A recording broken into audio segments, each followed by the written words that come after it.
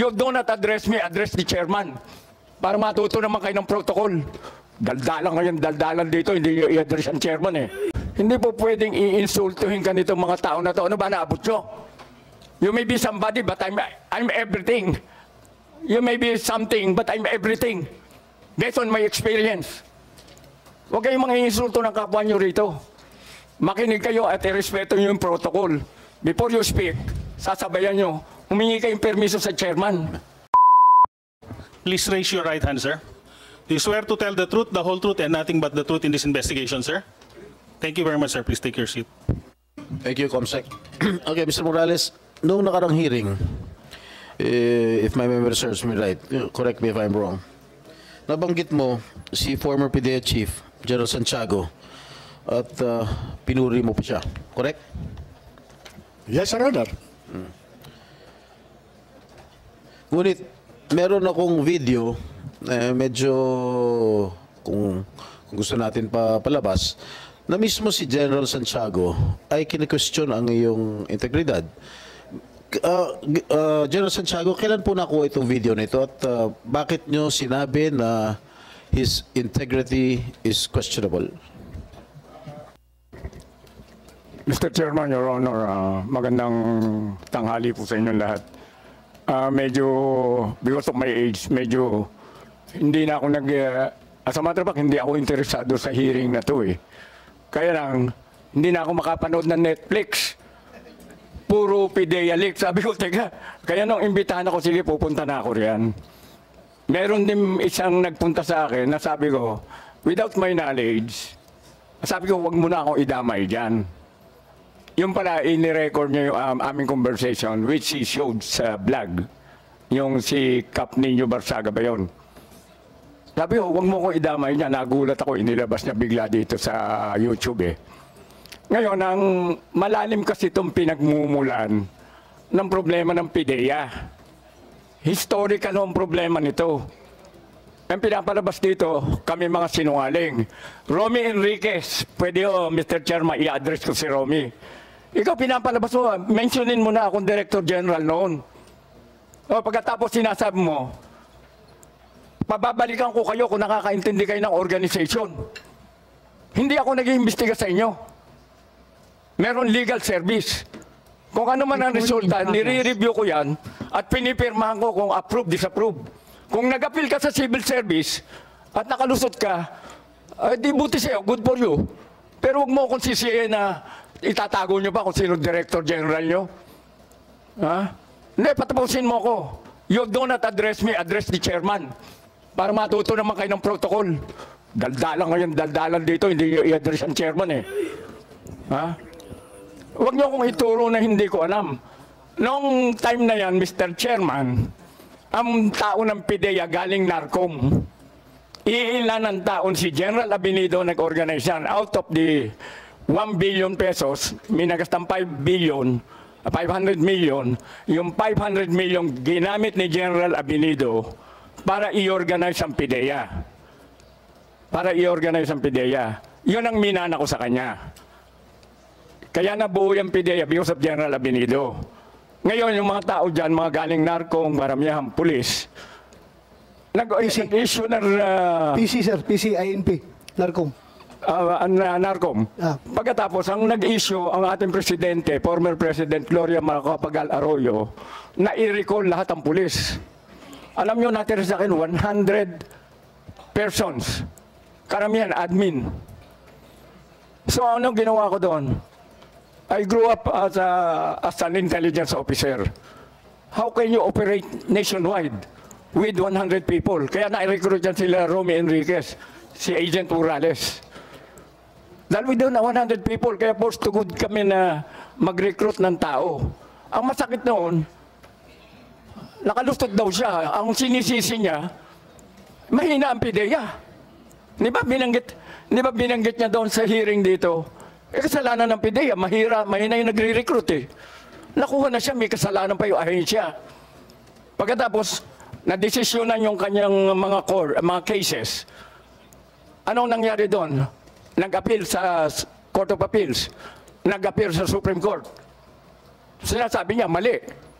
Ano ba yung mga tanga ba yung mga sa justices natin? Will that be acceptable to anyone here na yung palang mga justices natin, puro tanga? Base yun sa sinasabi niya. O pagkatapos may nagsabi pa sa akin, hindi naman abogado yan si General Santiago eh. Mga with due respect sa mga lawyers dito, maraming abogado eh. Ha? I grew up, hindi ako intelligence officer. I never had any formal, ayan, nandiyan si General Angkan. Wala akong formal intelligence training. Ba't mula tinyente akong hinahawakan ko puro investigation, intelligence? Name the Armed Forces Units, Unified Commands. Tingnan nyo kung ano trabaho ko. Kung hindi ako operation, intelligence. Until I retire, nag-PIDEA ako, intelligence. PIDEA is intelligence-based. Hindi mo naman kailangan. Sinabi, kinwestiyon pa ni ex-agent Morales, si Derek Carion. Hindi naman chemist yan eh. Nakalimutan niya, si Derek was director ng laboratory service. Ang tao niya, yung mga chemist. So, porque hindi ka abogado, hindi ka na pwede. Ang tagal ko nag-handle ng cases. Hindi ako perfect one, nagkakamali rin ako, pero hindi po pwedeng i-insultuhin ka nitong mga tao na to. Ano ba naabot nyo? You may be somebody, but I'm everything. You may be something, but I'm everything. Based on my experience. Huwag kayong mga insulto ng kapwa nyo rito. Makinig kayo at irespeto nyo yung protocol. Before you speak, sasabayan nyo, humingi kayong permiso sa chairman. Mr. Chair, if I may. Yes, go ahead, Jigo. You have the floor. Yeah, General Santiago, naging tao niyo ba itong si Morales? Nakasama ko nga yan. Ang problema, kaya pinapatingnan ko yung organization. Itanong natin sa kanya kung anong level siya doon sa ladder. Sa organization, may ladder yan. Kailan po kayo naging PDEA Chief, General? I was PDEA Chief from 2006 to 2010. During the time of President Jimmy? Gloria Macapagal-Arroyo. All right. You resigned in 2010. No, 2003, from the military service. No, from PDEA, General. Kasi iba na yung Dahil administrasyon. nanalo na si, napalitan na si President So you resigned Gloria. na. Nag-resign na po kayo. Kaya hindi, automatic naman yun. Courtesy Because I was a political appointee. Courtesy I had to resignation. go. All right. Mr. Morales, kailan pumasok sa PDEA? 2009, Your Honor. So nag-abot po kayo? Yes, General. under my watch. All right. During the time na nagsama po kayo, na nakatrabaho niyo po si Morales, ano po ang pwede niyo sabihin sa integridad, sa trabaho ni Ginoong Morales? Alam niyo, Mr. Chairman, ako, Director General ako. Nandun sila, nasa doormat sila eh. Doormat sila eh. As a matter of fact, within the IS, IIS, nandun siya sa ibaba, investigador siya. Meron pa siya, I think, nandiyan si Francia. Pero above Francia, there's somebody else. Pagkatapos, saka ka lang aakyat doon sa DG for Deputy for Operation, the classmate of our Honorable Chairman. Ang nagtataka ko, bakit he is all over? Ba't nandoon ka? Nilalampasan mo lahat ng tao. Sino? You're talking about Morales? Nakadiretso nga siya hanggang Malacanang daw eh. So he did not follow the chain of command? Yun ba ibig niyo sabihin? Walang chain of command na sinusundan. He's all over. Pagkatapos, tinira pa niya ako. Ang sinasabi ko noon, titirahin mo ko, meron tayong command group, Mr. Chairman. Ano po pagkatira sa inyo, General? Yung mga tungkol sa chemicals yan, ipahimikuan, ang hindi niya alam, yung chemicals na dinestroy na yon, that was taken up during the conference of the command group, conference group, at the behest of the laboratory, the chemist. In-explain na wala nang gamit yan, pero po pwedeng dahil nag-offer yung kumpanya na kung ano yung diluted chemicals, bibili nila. So nagkonsulta ako. He's not a member of that group. Who was his immediate superior, General? Si Francia kamo? Sabi si Francia, hindi ko na sila matandaan. So wala kayong, nung pumasok si Morales sa PIDEA noong 2009, wala kayong, hindi kayo nag-uusap, hindi mo siya kilala? No, I know him. I know him dahil kami yung Mr. Donut Group. Yung Mr. Donut, umupo ka ng mesa, lahat ng chismis sa buong Pilipinas, mapapakinggan mo. Kasama po siya? nandun yung kanyang misis, hindi ko malam kung misis niya yun. Kaibigan namin eh. Kaya nung inirecommend, sila General Bobby Santiago, may deputy, recommended, inabsorb namin sila dahil talagang kailangan namin ng ahente. Wala kami talagang, good afternoon, Senator. Pwede niyo pa sabihin sa amin kung ano pagkakilala niyo rito sa ahenteng ito? Hindi nga, ang nangyari nga noon, dahil in-need kami, alam ko, investigador siya ng pulis eh, galing nga sa NAR Group, may experience. O di sige, nag-apply, dumaan sa process, na-approve. Na-approve, so nandoon siya. Ang pinagtataka ko, binanata niya ako, bandang huli, pinalitan si Gutierrez, pumalit si Gutierrez, binanata na naman siya si Gutierrez, tapos ako na magaling. Tapos, nawala si Gutierrez, pumalit si General Kakdak. May problema na naman si General Kakdak. Lahat kami may problema, siya lang ang tama. Pero Magaling eh. Ang akala niya magaling siya, siya ang tama. Kaya kami, wala kaming karapatan lahat.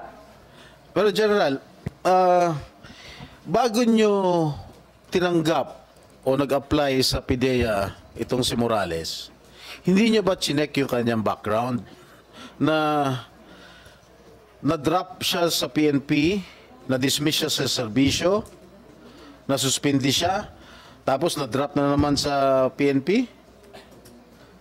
Ba, hindi ko na kuha yun dahil nag-present siya sa recruitment group eh. So, ibig sabihin, he misrepresented himself. Hindi, Mr. Chairman, if I may. Ngayon lang ako nakarinig, nandito, ang daming military rito, pati si Chairman. Ano, Chairman, ang nangyayari if you are a wall? When are you dropped from roles? After 31 days ba? General Angkat? The chairman, Hindi na namin matanda. Pero automatically, pag ikaw nag-leave ka, nag-over ka, binibilang mo yun. Alam mong peligroso ka na, alam mong drop from roles ka, automatic. Hindi na kailangan sabihan ka, alam mong goodbye ka na. alam naman natin yan, sir, na yung ang kasunod ng drop from roles is discharge from the service. Kung hindi mo maagapan, hindi ka makapag-report. Automatic yan. If you're dropped from roles, ang succeeding is orders yan to be issued is talagang dismissal from the service. Yes, that is the process, Mr. Chairman. That's the process. Yeah. Pero alam mo, pagka lumampas ka, alam mo na automatic, you're dropped from Mr. Chair. roles. Yes, automatic. General, Yeah. maliwanag na maliwanag dito sa kanyang PDS, nakalagay dito, have you ever been formally charged? Ha? Ang sabi niya, no. Pero, he misrepresented himself to the PIDEA dahil marami siyang kaso. Pangalawa, have you ever been separated from the services in any of the following, ano ito? Malabo na ba ito?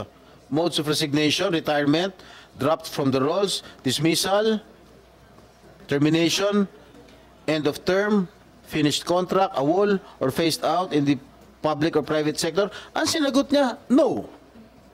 Pero, he was dropped, he was dismissed from the service, from the Philippine National Police. Tinanong kita last hearing if you misrepresented yourself sa PDS mo na sinabit mo sa PIDEA, na you were not dropped from the PNP role and was not dismissed and suspended. The PDS was made under oath. So malinaw na nagsisinungaling ka sa PDS mo. Dahil dito, maliwanag na sinabi mo na wala kang mga kaso. Sabi mo, no. Tapos dun sa mga, may tanong dito sa PDS, have you been separated from the service? Sinabi mo, no. O pero dito, natanggal ka sa serbisyo, meron ka mga kaso, you misrepresented yourself. O di sinungaling ka. Mr. Chairman, pwede sumagot. Your Honor, gaya po nung nasabi ko nung... But before we continue, pasensya ka na, Sir Senate President, ilang minutes ka na nakaupo dito, I failed to recognize you. Masyadong malalim yung iniisip ko eh.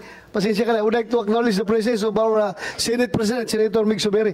Sorry, Your Honor. Maraming salamat, Mr. Chairman. I'll give an opening statement after the gentleman answers the queries of Senator. So, Senator Jinggoy, after that answer, we'll yield the floor to that Senate President. Go ahead, Agent Morales. Your Honor, na-comply ko po yung mga requirements. Yung pong binabanggit ni Honorable Senator Jinggoy Estrada, ito po yung may mga pinabago sa akin ang PIDEA HRS nung panahon po na yon. Kasi may mga information po ako doon na hindi ko pa ho alam kung ano yung status noon.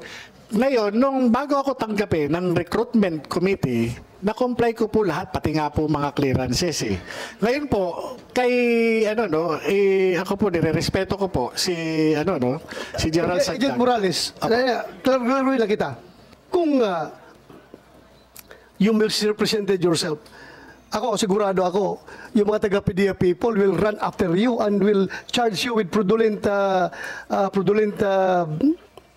appointment or ano bang ibang fraudulent enlistment niya sa armed forces eh. Hahabulin ka talaga kung nag-misrepresent ka. I am sure, hahabulin ka. Your Honor, Mr. Chairman, noong recruitment process, na-comply ko po lahat yun. Kaya nga po ako nagkaroon ng appointment. At ako po ay naging subject po ng background investigation ng PIDEA. Ang ano po niyan, ang PIDEA po, ang tumanggap sa akin. Yung sinasabi po ni Gerald Santiago na sinisisi ko po siya doon sa hindi po. Ako po, personal na ni-recruit ni Gerald Junicio Santiago. Ako po ay naglalakad sa Green Hills. Huminto po yung kotse sa harap ko mismo. Ang sabi niya sa akin, gusto mo magpideya? Sabi ko, sir, qualified po ba ako? Di ba board passer ka? Yes, sir. Oh, may barong ka. Sabi niya sa akin, yes, sir. Punta ka ron kay Wilkins. Alam mo yung Castañeda? Yes, sir. O, punta ka ron. Akala ko pa nga po kung sino po yung Wilkins. Yung pagdating ko nga po ron, yung po pala, yung superintendent ng PIDEA Academy. So, nung araw na yon, hindi na po ako nakauwi. Meron pong gentleman's course po doon na kinakandak. At yung Mr. po... Chair, if I may, Please go ahead. the narratives of Mr. Morales is not germane to the question that I've asked. No? What I was asking is that did you misrepresent yourself when you applied for a position at the PIDEA? Because it is very clear in the PDS that you misrepresented yourself. Despite the Mr. fact. Chairman, Your Honor. Answer directly. The question. Wala po akong represent, Your Honor. Kasi po, kinomply ko po yan doon sa PIDEA admin. Kinomply ko po yan. Yan pong mga hindi ko po alam yan na basta kinomply ko po yan. Kaya nga po nila ako tumanggap eh. To continue, Your Honor, Mr. Chairman. No. What did you comply, Mr. Morales? What did you comply? Wala. Dito sa PDS mo, ang sinagot mo at ang tanong sa'yo, have you ever been formally charged? Sinagot mo, no. Pero marami ka namang kaso rito. Inuulit ko, have you been separated from the service in any of the following modes? Resignation, retirement, drop from the rolls? You said, no. Di sinagot mo, no. Maliwanag naman. Your Honor, Tapos yung nga po, sandali lang, kinomply ko po, Your Honor. Tapos dito sa nakalap natin mga records mo, marami kang mga kaso. Mr. Chairman, normal po doon sa operatiba ang Oo nga, magkakaso. why did you misrepresent yourself? But dapat Your Honor, wala pong misrepresentation dyan. Dapat sinabi mo, Mr. yes, Chairman. you have been formally charged. Recording in progress. Mr. Chairman, Your Honor, ako'y nag-comply doon sa hinihingi ng PIDEA recruitment doon. General Santiago, you were PIDEA chief at that time. Kung nalaman niyo po na marami kaso po ito, na he misrepresented himself doon sa pag-apply niya sa PIDEA, will you still accept him? Sino naman ang, kahit sino naman yan, pag alam mo niloloko ko, ba't mo tatanggapin? Saka dalawa pa yan, idadagdag ko lang. Correct me if I'm wrong, Mr. Chairman. Ang kaso, dalawa, administrative, and the other one is criminal. Yung administrative, pwede kang makalusot dyan eh. Yung criminal, pag nakalusot ka dyan, sasabihin mo, Juan, nakapending pa, hindi pa nare-resolve, maraming requirement ang criminal prosecution. As a matter of fact, pagka-criminal prosecution, ayan, si Romy hindi pa nakapasa sa baryan. Pinantay ka na. Tapos pagtalo kayo sa akin dito, hindi ako abogado. Oh. Pagka-criminal prosecution, kailangan dyan, it is always beneficial. Ang approach natin niya, benefit of the doubt is given to the suspect. Pagkatapos may two witness rule tayo dyan. As a matter of fact, yung sinasabi, nakinig ako kay, siyempre si Congressman Marcoleta, bilib ako dyan, pinapanood ko. Kaya ko nalaman na yung photocopy is secondary evidence. Secondary evidence. Pero babalikan natin yung tanong, kung nasa yung secondary evidence, again, nasaan yan? Yun ang root of contention dito sa hearing na to eh. Nasaan yung original? O pagkatapos, tinatago, ito naman si Maharlika, pinangalanan yung, siya na nagturo eh. Nasa vlog yan eh. Tinuro niya kung sino source. Nag-volunteer daw na nag-report. Ngayon, kung papakinggan ko lahat at papaniwala akong napapanood ko sa YouTube, eh wala na, ang gulo-gulo na natin lalo. Hindi mo naman kung sino totoo at sino mali ron sa YouTube eh. Marami niyan kung magsalita. Eh, meron ko may mga professional na kwan. Alam mo, huwag kang magagalit, Jonathan. Ang tawag ng mga kaibigan namin sa iyo, STL. Huwag mo kakalimutan STL. Kilala ka nila personally. Ang STL, ano STL? Alam ko, the Small Town Lottery. Professional storytelling a liar. STL, yun ang sabi sa akin. Kilala ka nila.